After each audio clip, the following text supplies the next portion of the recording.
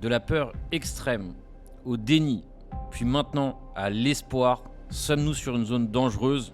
Divergence H4, résistance extrême, les 100 000 $ sont pas loin, mais la question c'est quand et comment on va y arriver. Ensuite, on fera un tour sur Ethereum qui pourrait devenir intéressant et on va ensemble discuter sur quel est le moment où ça peut exploser sur Ethereum et on fera un tour sur les altcoins. Alors prêt, c'est parti.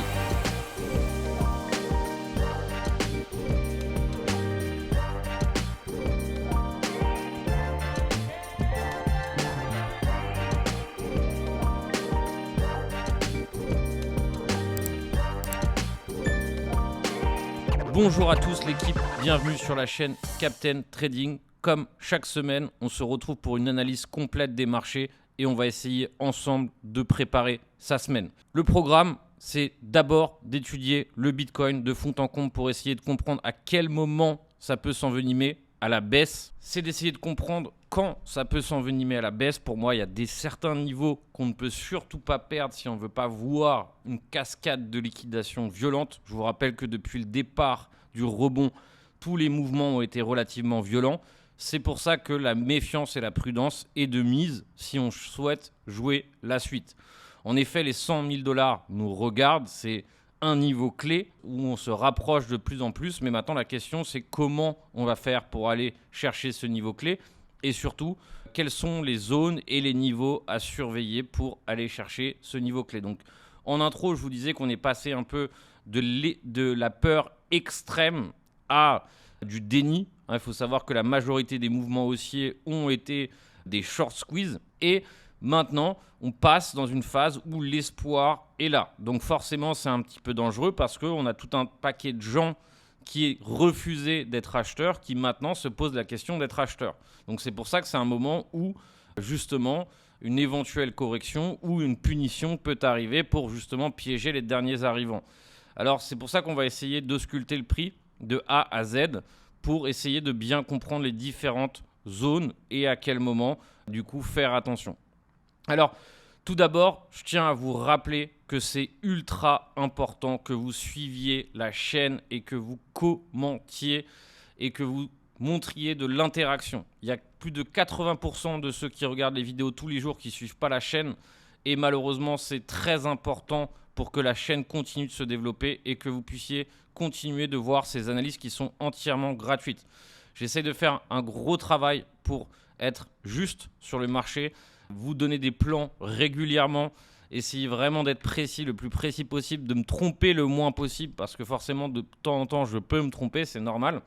Donc montrez votre soutien. On est dans un moment où il y a peu de gens qui sont actuellement engagés sur les marchés.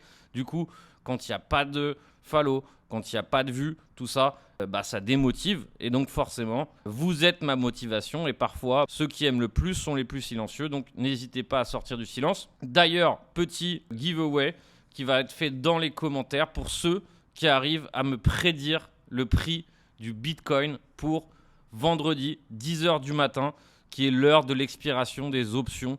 Tous les vendredis, il y a des options qui expirent à 10h du matin. Donc celui qui a le prix le plus juste gagnera un bonus de trading. Donc petit jeu à la clé, donc n'hésitez pas à d'ores et déjà faire vos pronostics et on prendra le niveau de prix le plus juste. Alors, on va passer au Bitcoin comme promis, comme annoncé, et on va essayer un petit peu de réfléchir comment traiter, comment interpréter ce Bitcoin qui est relativement intéressant. Alors ici, je vais vous montrer un petit setup que j'ai pris cette semaine. Alors, j'en ai parlé en plan de trading. Et c'est un pattern que j'aime énormément. Donc, je ne l'ai pas pris au hasard. J'ai pris ce plan sur un niveau espéré, sur un niveau que j'avais attendu patiemment. Et ça a marché à la perfection. Regardez, même le TP était à la perfection. Je ne suis pas sorti là pour rien, forcément, parce qu'il y avait une zone, et c'est ce qu'on va développer ensemble, qu'on appelle un point de contrôle. Donc, une zone de volume extrême. Cette zone, comprise entre 99 500 et 94, c'est ce qu'on appelle une zone de supply. C'est-à-dire que c'est une zone qui a servi de consolidation avant l'expansion baissière. Donc, c'est ce qu'on appelle, dans le jargon trading, une supply. C'est des zones qui sont des zones d'extrême résistance. C'est des zones où, forcément, les gens qui ont perdu ou qui ont acheté ce niveau précédemment se pressent de revendre. Pourquoi ? Parce qu'ils étaient perdants pendant plusieurs mois. Donc là, ils se pressent de revendre. Il y a eu beaucoup de volume. Donc forcément, c'est une zone qui va engendrer des ventes et donc qui pourrait servir de zone de correction ou de zone de correction à l'intérieur de cette belle hausse. Pour l'instant, il n'y a pas de déni. On a une vraie belle hausse qui est en cours. C'est une hausse à l'intérieur d'un range, ce qui fait que forcément, c'est un petit peu moins fiable ou un petit peu moins fort, on va dire, qu'une zone qui n'est pas à l'intérieur d'un range. C'est quand même deux choses différentes. Pourquoi ? Parce qu'une vraie tendance hors range, c'est une tendance solide. Là, c'est une tendance à l'intérieur d'un range. Donc, on est forcément bloqué, ou en tout cas, on butera forcément sur des niveaux anciens. C'est le but du range et c'est le but de ce genre de range qu'on appelle des ranges macro, des ranges sur plusieurs mois, donc des ranges relativement importants. Rappelez-vous, pour ceux qui regardaient mes vidéos, je vous parlais souvent de ce trou qu'on avait entre les 92 et les 87, ce qui faisait que c'était ce genre de zone qu'on pouvait traverser très facilement. Et c'est d'ailleurs ce qu'on a fait. Et comme vous pouvez le voir maintenant, c'est le contraire. On est sur une grosse zone avec beaucoup de nœuds. Et donc, c'est une zone qui sera forcément plus difficile à franchir. Et ensuite, on a les fameux 100K qui sont forcément notre point d'ancrage le plus attendu parce que c'est un niveau clé. Et donc, forcément, les gens pensent à ce niveau clé. Donc, juste en dessous des 100K, on a les fameux 99 465 qui représentent un sommet complètement isolé. Pourquoi ces sommets isolés sont relativement importants ? Parce que c'est là où, généralement, il y a énormément de stop-loss. C'est-à-dire que beaucoup de gens qui étaient potentiellement short, c'est leur niveau pour se dire, voilà, je coupe mon short. Donc, c'est ce qu'on appelle un point d'invalidation qui est relativement clair. Et donc, un point où il y a beaucoup de liquidités stop-loss, beaucoup de liquidités acheteuses. Donc, forcément, maintenant qu'on s'en rapproche, ça pourrait être une target proche. Maintenant, il y a un niveau que je vous invite à surveiller. Pourquoi ? Parce que ce niveau, en cas de perte, nous donnerait lieu à une cascade de liquidation. Donc c'est le haut weekly qui en fait correspond à tout simplement le haut du mois dernier. Et ensuite, il y a l'autre niveau qui du coup représente la clôture monthly. La clôture monthly, c'est un niveau relativement important. Et ensuite, on a donc un autre niveau. Il y a beaucoup de niveaux importants. C'est la clôture ou l'open de l'année. D'accord ? C'est pareil, ça revient au même. Et il est juste ici. Donc ça, c'est des niveaux qui sont institutionnellement très importants. Pourquoi ? Parce que c'est des repères qui sont forcément des repères clés. Donc ces trois niveaux qui vont peut-être, et il faut qu'ils nous servent de résistance, sinon, de support, je veux dire. Sinon, si on commence à dévaler la pente, eh bien, on risque assez facilement, ou moins de se faire la totalité du range jusqu'à 91 500 au minima, parce que si on commence à entamer un range, le range précédent, le range de ce début de semaine était à 95 700, ici on a pour l'instant juste franchi le range et on commence à tenter de vouloir le réintégrer, la réintégration sera forcément douloureuse. Ici, il y a beaucoup de gens qui ont acheté, ici forcément ça se voit sur l'order flow, donc ils se retrouveront piégés dans leurs achats. Et si le prix n'arrive pas à hausser, forcément, ça sera cascade de liquidation. Donc, s'il y a cascade de liquidation, eh bien, il y aura correction plus profonde et donc, forcément, rechercher des anciens niveaux. Alors, forcément, on est obligé d'aller niveau par niveau. Là, le niveau qui me semble le plus évident, si on a une réintégration, donc ce n'est pas encore le cas, on verra demain, après-demain, si ça se met en place. Mais en cas de réintégration, le niveau le plus important, en tout cas, le premier niveau de support évident, c'est les 92 700 qui représentent le double creux qu'on a ici. Donc, belle zone de liquidité. Entre cette zone, c'est ce qu'on appelle une demande. On pourrait travailler jusqu'en bas de la demande à 91 500. Et idéalement, eh bien, ça serait de s'arrêter ici, de faire une déviation et pourquoi pas de reprendre. D'accord ? Mais là, il y a un problème, c'est que la saisonnalité n'est pas forcément avec nous. Donc, forcément, il faut se méfier. Je vous rappelle que le mois de mai, ce n'est pas du tout un mois qui est normalement favorable pour les marchés en général. Donc, méfiance. Méfiance, pourquoi ? Parce que ça pourrait être le début d'une distribution. Ça ne sert à rien d'être complètement omnubilé, short, ça y est, ça va chuter. D'accord ? Il faut essayer d'être un petit peu flexible dans son raisonnement et essayer de comprendre que c'est la price action qui va parler dans les prochains jours, qui va nous donner plus d'éléments de réponse. Mais ce type de comportement sur une résistance majeure, c'est pas idéal. Méfiance, prudence et surtout, mettez bien une alerte ici sur les 95 700. Pourquoi ? Parce que c'est ici que ça risquerait de réintégrer et donc c'est ici qu'on risquerait d'aller chercher des zones plus basses. Donc forcément, si les 91 600 ne tiennent pas, eh bien dans ces cas-là, on se retrouve carrément sur la prochaine zone parce qu'il n'y a presque pas de support. Il n'y a presque pas de support jusqu'au 88 ou 86. Donc c'est pour ça que le marché ici, ce qu'on est en train d'avoir actuellement, nous invite à être relativement vigilant et donc forcément d'être beaucoup plus astucieux à l'heure de placer un trade et forcément de faire extrêmement attention. Donc si on regarde le graphique en daily, il n'est pas catastrophique, il est même plutôt intéressant. Donc pour l'instant, on est juste venu chercher le bas de la bougie. On peut très bien faire une réintégration sur le bas de la bougie d'hier. Mais vous voyez qu'ici, cette mèche, ce n'est pas forcément un très très très bon signal. En H4, ce que je ne vous ai pas dit, c'est qu'on est venu faire des divergences ici. Donc l'avantage, c'est qu'on a fait de la divergence, qu'on est revenu sur la zone de rechargement et qu'on est reparti. Donc ça annule en quelque sorte la divergence parce qu'on s'est rechargé. Mais vous voyez qu'ici, au niveau du momentum, il baisse, il diminue, il y a moins de force. Donc, si on ne regagne pas le momentum, c'est là où ça peut devenir forcément dangereux. Donc voilà tout pour le Bitcoin, zone de prudence. Personnellement, j'espère que vous êtes au courant, mais on a été acheteurs comme des malades depuis 3 semaines. Tous les plans pullback, c'était des plans à prendre.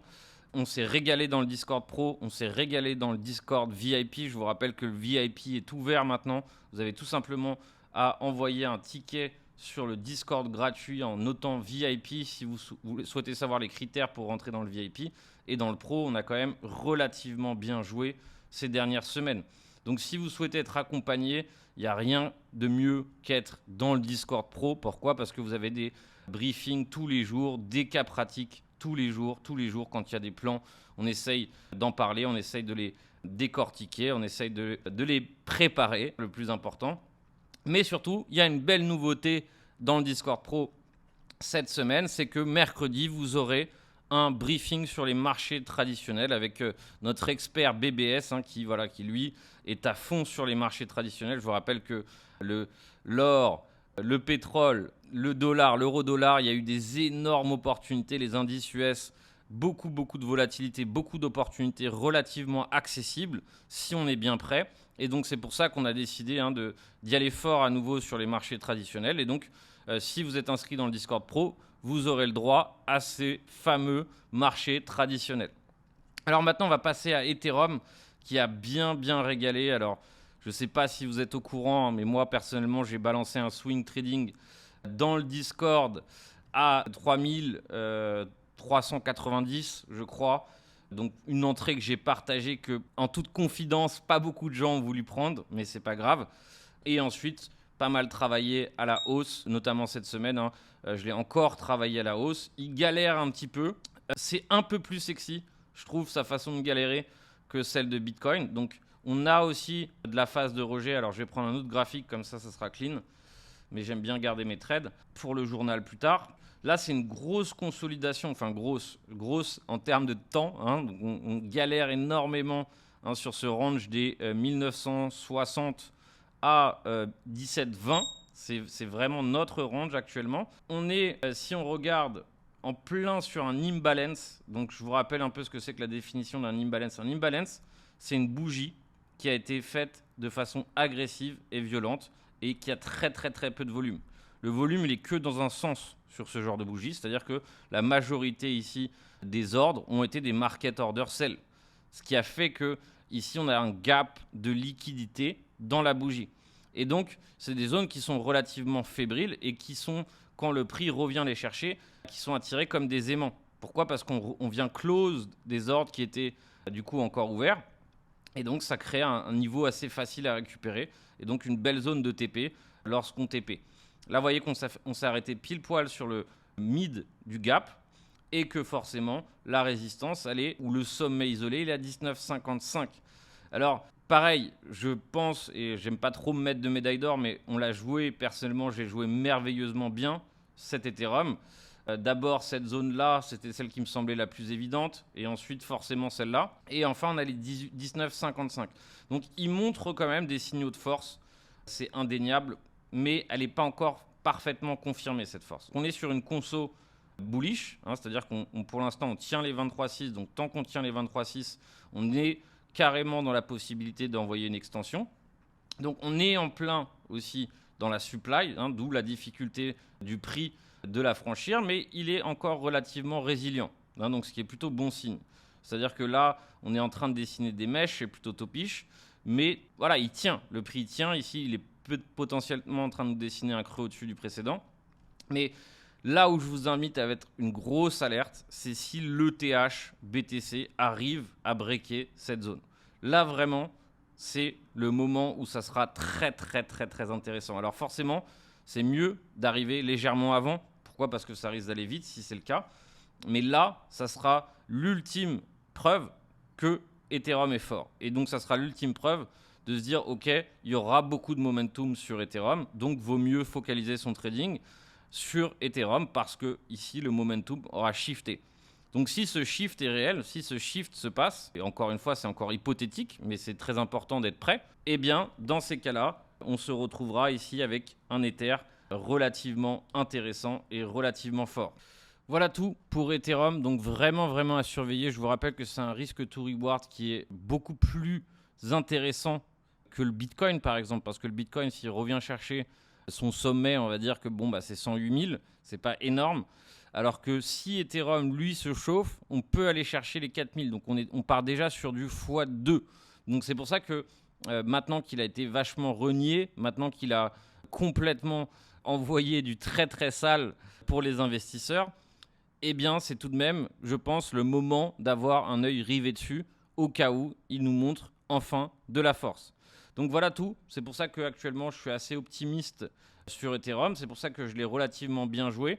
Et c'est pour ça que je vais me focaliser énormément sur le trading d'Ethereum dans les prochains jours. Je vous rappelle que moi, ma spécialité, c'est de jouer la volatilité, de jouer des mouvements tous les jours, tout simplement. Dès qu'il y a quelque chose que je connais qui m'interpelle, je prends. D'accord ? Donc je joue régulièrement, tous les jours, des setups. Et ensuite, je prends des setups qui sont un peu plus moyen-termistes, comme par exemple cette entrée que j'ai pris à 14, on va dire, pour arrondir. C'est rare ce type d'entrée et c'est pour ça qu'en fait il faut savoir bien distinguer le type d'entrée qu'on souhaite prendre et comment on s'engage sur le marché. C'est-à-dire que ici pour moi, oui c'est une entrée intéressante peut-être de jouer les 19,57, mais c'est une entrée légèrement périlleuse pour aller chercher les 19,57, une entrée où on a encore du rejet. En revanche en intraday, si je vois un setup pour aller de 18,22 à 18,70, je ne me pose pas de questions. Ça m'est égal parce que si mon risk to reward est là, si mon setup est là, j'y vais. Mais quand on prend des points d'entrée un petit peu plus moyen-termistes, c'est très important de très bien timer de façon à avoir un point d'entrée qui va vous donner un énorme avantage. Là, par exemple, la position que j'ai prise à 1400, j'ai même plus à m'en soucier. C'est-à-dire que maintenant, le prix fait ce qu'il veut dans les jours prochains. Je le laisse travailler comme il le souhaite. Et je n'ai pas du tout à avoir chaud parce que j'ai tellement d'avantages sur la position que maintenant, voilà, je laisse le prix observer, j'observe et je regarde. Donc je me suis payé plusieurs fois, certes, mais la dernière partie qui court, je la laisse tout simplement travailler seule. Et c'est l'avantage d'avoir une excellente entrée parce qu'on a la possibilité du coup d'être extrêmement patient sur la suite et on peut laisser le prix travailler. Donc on va faire un point rapide sur les alts, notamment Solana. Le hype, on va voir, mais on va voir surtout qu'en fait, tous les alts ne sont pas du tout à la même enseigne. Alors, il y a quelque chose qui m'interpelle et qui est dangereux pour les alts, c'est que beaucoup de gens cherchent à récupérer leur point de break-even, leur point de break-even de décembre, de novembre. Et donc, du coup, ils sont absents au bataillon en attendant de voir le prix aller chercher leur point d'entrée. Faites pas cette erreur. Sur les alts, pour moi, il y a de la volatilité. Il faut la jouer en long, en short, régulièrement et forcément essayer d'optimiser au moins la perte éventuelle qu'on a en valeur sur ces altcoins. Et personnellement, je vous le dis, je ne sais pas si c'est un bon conseil, mais j'attendrai jamais si j'étais sous l'eau, parce que j'ai eu plusieurs contacts avec des gens qui sont vraiment sous l'eau. Personnellement, je ne sais pas si j'attendrai d'arriver à mon point de break-even pour dérisquer au moins une partie. Alors, je ne dis pas de forcément tout vendre à perte, mais il faut toujours se mettre dans le pire des cas de figure. Et dans le pire des cas de figure, c'est quoi ? C'est que actuellement, le rebond se calme et qu'on repasse en correction violente et que du coup, les altcoins refassent des nouveaux plus bas. C'est une éventualité. Je ne dis pas que c'est une certitude. Mais là, dans ces cas-là, on s'en mord encore plus les doigts parce qu'on repasse encore de mauvais moments et encore pour longtemps. Donc, c'est pour ça que faites attention avec le break-even price, faites attention à vos achats, essayez pas de les garder longtemps si vous n'avez pas envie de les garder longtemps. Ça, c'est des questions qu'on se pose avant même de trader. Faites vraiment attention. Pour moi, on va parler rapidement des coins que je trouve extrêmement intéressants et extrêmement forts. Alors, Ethereum en fait partie. On fait partie des coins qui, pour l'instant, ont l'air solides. Mais on a aussi le Sol. Le Sol est relativement fort. Donc, pareil, phase de consolidation un petit peu sévère, on va dire, un petit peu longue, comparé au momentum qu'on a eu. Pour l'instant, on lâche rien. Pour l'instant. Donc, niveau qui, selon moi, est à surveiller, c'est les 146. Il ne vaut mieux pas trop perdre les 146, sinon on serait sur une réintégration de range. Là, vous voyez qu'on les a perdus, on les a regagnés vite. Donc, c'est ce qu'on veut voir en cas de perte. Si on voit ça en cas de perte, on est relativement plus tranquille. Mais si on commence à trader en dessous des 147, là, on pourrait partir sur une correction un peu plus profonde. Mais en attendant, il est quand même sur une énorme expansion, consolidation. Et logiquement, la probabilité logique de cette expansion, c'est de mettre en place une continuation. Donc là, on est sur une zone à faible volume aussi, entre 157 et 180.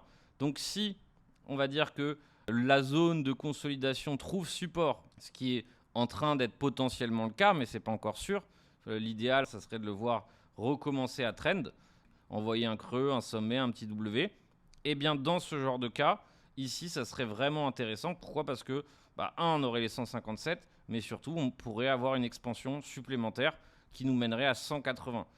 Comme un peu pour le Bitcoin, on est un peu sur des signaux un petit peu de ralentissement de top potentiel, mais n'oubliez pas qu'il ne faut pas être figé sur une idée.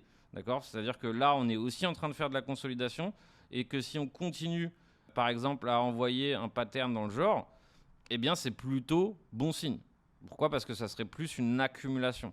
Vraiment à surveiller. Je vous invite à le mettre dans votre watchlist et de le laisser un petit peu parler cette semaine pour voir ce qu'il a envie de nous faire. Très important.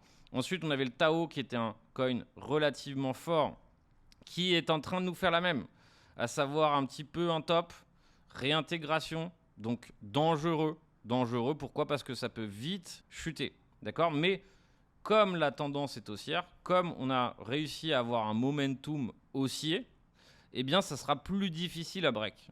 Pour l'instant, ça nous donne des signaux de break, mais il faut justement être alerte de voir si ce breakdown, par exemple, est un faux breakdown. Parce que si on vient chercher à nouveau les 330 et qu'on réintègre fort, ça peut être un faux breakdown et une belle continuation haussière. Mais là, la localisation actuelle m'oblige à être relativement prudent et à attendre d'avoir plus d'informations là-dessus.